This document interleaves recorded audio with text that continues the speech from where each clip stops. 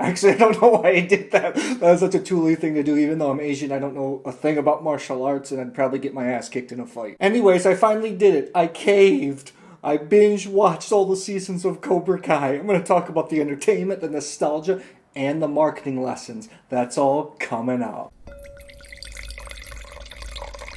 Hello, hello, hello. Welcome back to Exotic Wine Travel. I am your host, Matthew Horkey. Welcome back to the show where we help you drink adventurously so you can expand your palate and expand your mind. We're going to do something a little bit different today. Not wholly about wine, but it does pertain to wine.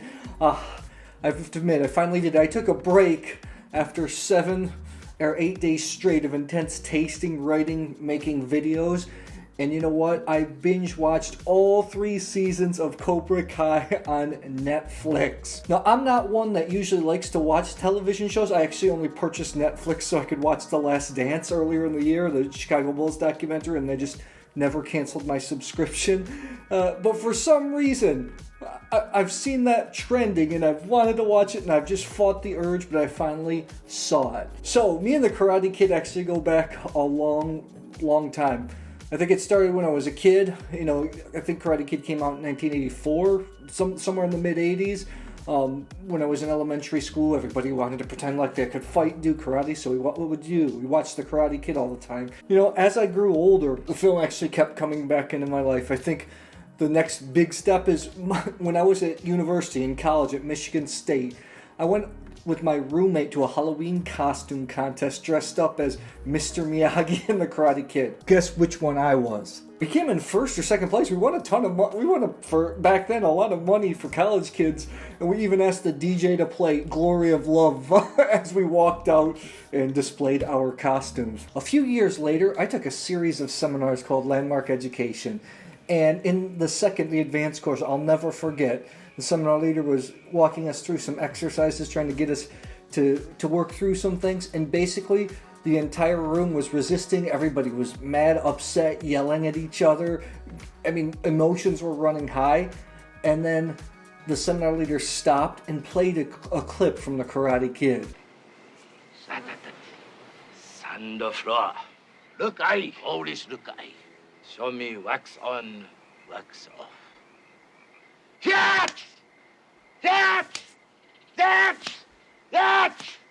I know some of you will remember that scene. I just remember how incredibly powerful that was in that moment. I got exactly what we were working on, and that's a clip that I actually watch sometimes when I need some inspiration, when somebody's trying to coach me up or give me advice. A few years later, one of the few shows that I actually got into was How I Met Your Mother. And on one of the episodes, one of the guest stars is Billy Zabka. You're one of the few people in the world who truly gets the Karate Kid movie.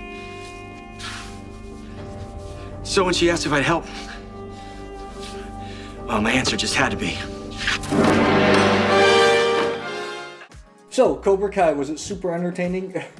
I watched the entire 3 seasons, 30 episodes over probably a day and a half period.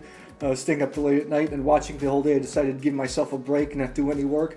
And I watched everything, and I have to admit, actually, I thought the show was pretty genius. First of all, it was entertaining. I thought the acting was good. The production, obviously, was pretty darn good. As I learned more and more about video production, shots, everything, as I'm trying to work on this YouTube channel, I was really impressed with the entire production. But number 2, I think for nostalgia, it hit the target audience just perfectly, and that's what we're going to get back to with marketing. For instance, the late Gen Xers, millennials, I guess I'm on the upper end of millennials. I thought it hit perfect on here. A lot of those people are in their mid-30s to mid-40s right now. Those are peak earning periods. The show really tugged on some of those heartstrings, bringing back some characters that we all grew up with, songs from the 80s that we all grew up with, and even backstories of those characters we grew up with to just pull us further and further into the story, get us emotionally charged. For the newest generation, Gen Z, all the youngins, I thought it was ridiculously perfect because you had the old heads, the parents, and then they also cast young characters, teenagers in high school,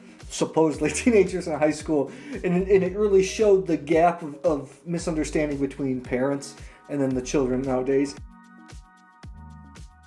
To me, the most fascinating part of the show is how to reach certain demographics and have product placement advertisement in the show geared specifically towards those demographics.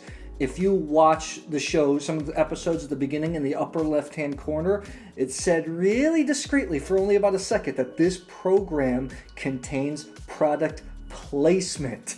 And here are a few things that stood out to me.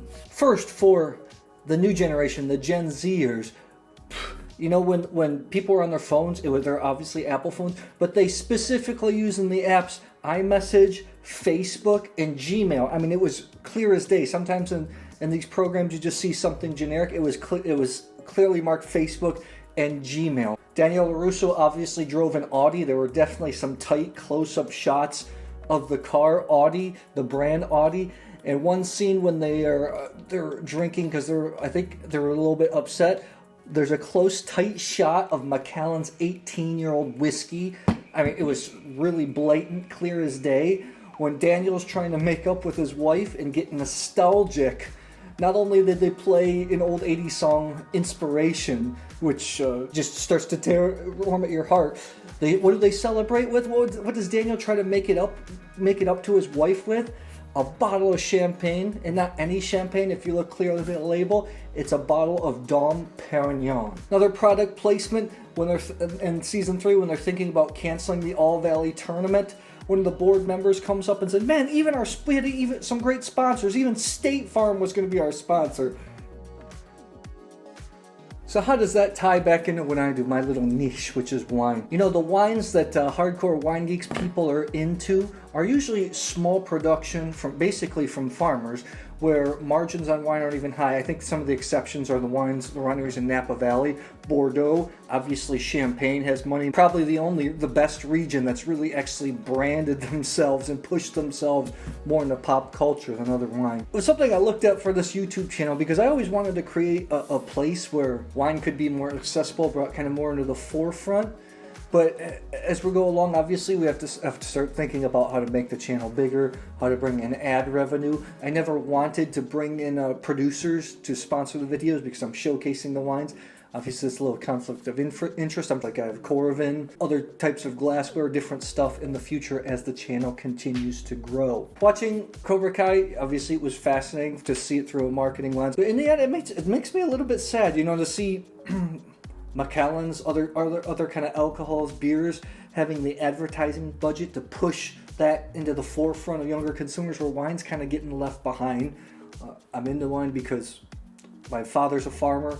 To know how much work goes into agriculture, being at the mercy of Mother Nature, and then creating a product that's different every year, sometimes can just be magical, can just be ethereal. I don't know where wine goes from here. Number one, is there going to be a big enough channel, not YouTube channel, a big enough avenue where wine could be pushed more into the forefront? Number two, our associations, wineries, everything forward thinking enough can come up with enough budget to really make that possible. I mean, you look at, there were specific examples in Cobra Kai. Daniel's opening a bottle of wine with his wife, and she says, "Wow, the 2013, something's going on tonight." He talks about it has peppery notes yet, but never see the bottle label. Most of the film is actually shot in Los Angeles, which is really close to a world-class wine region, Santa Barbara County, one that tugs my heart. World-class wines are being made. They're absolutely world-class wines. How do we get everybody together to have the vision, the foresight, and then the capital be placed in a program like that? So I'd love to hear in the comments below, did you enjoy the series? Did you pick up on some of those product placements? I know there were other brands as well, Minute Maid, Coors, all that kind of other stuff. And, give your thoughts about marketing, branding, products, wine. I'd love to hear it below. Until then, I will see you at the next episode. Hello, thanks for watching. Hey, you made it to the end. Make sure to subscribe to our YouTube channel. Click the bell so you know when new videos are out. If you like content like this, check out our Patreon page where you get some behind the scenes exclusive content. Thanks for watching. Cheers. Cheers.